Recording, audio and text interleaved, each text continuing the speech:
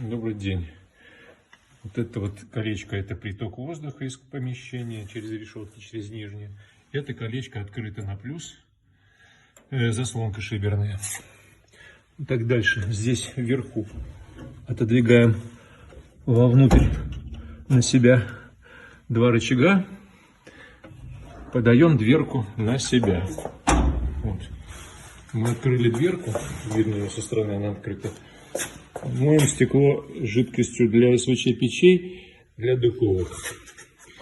Когда оно засорится, загрязнится. Дальше помыли и снова возвращаем эти два рычажка на место. Вот. Стекло у вас чистое.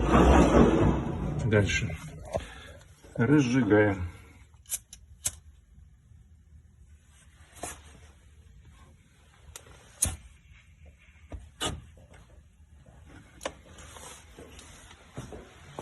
Возьмите.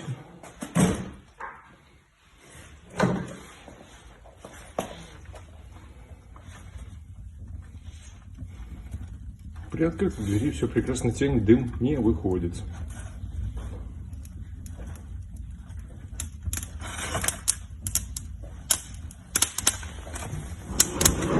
Можно закрыть.